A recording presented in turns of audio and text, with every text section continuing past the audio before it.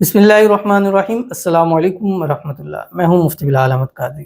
آپ دیکھ رہے ہیں MBQ 9 ذی الحج یوم عرفہ، منگل کا دن، سال کا سب سے بڑا دن اور دعا کی قبولیت کی گھڑی۔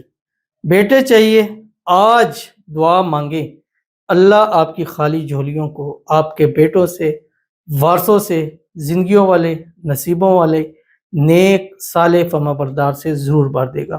آج کے دن کی فضیلت اگر آپ سمجھنا چاہیں تو سمجھ لیں جو شب قدر کی فضیلت ہے، اور شب قدر تو ہمیں معلوم بھی نہیں ہے کہ وہ کس رات میں 21 23 25 27 29 میں گھومتی ہے، لیکن یہ دن ہمیں معلوم ہے۔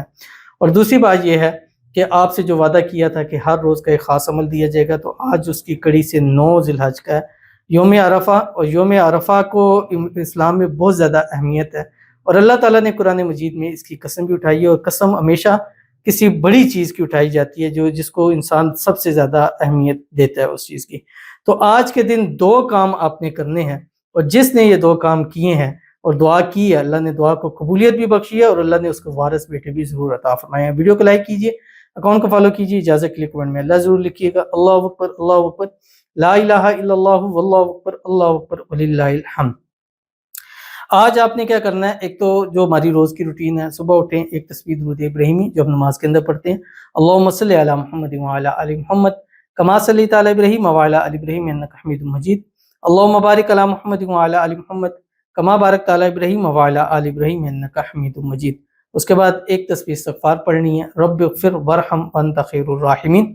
ایک تسبیح تیسرا کلمہ پڑھنا ہے، سبحان اللہ والحمد للہ ولا الہ الا اللہ واللہ اکبر۔ ایک تسبیح تکبیرات پڑھنی ہے، اللہ اکبر، اللہ اکبر، لا الہ الا اللہ واللہ اکبر، اللہ اکبر، وللہ الحمد۔ اور اس کے بعد وہ دعا جو تمام انبیاء کی دعا ہے، جو خاص اس دن کے اندر سب انبیاء نے پڑھی تھی، 3 تسبیح پڑھنی ہے، لا الہ الا اللہ وحدہ لا شریک لہ لہ الملک ولہ الحمد وہو علی کل شیء قدیر۔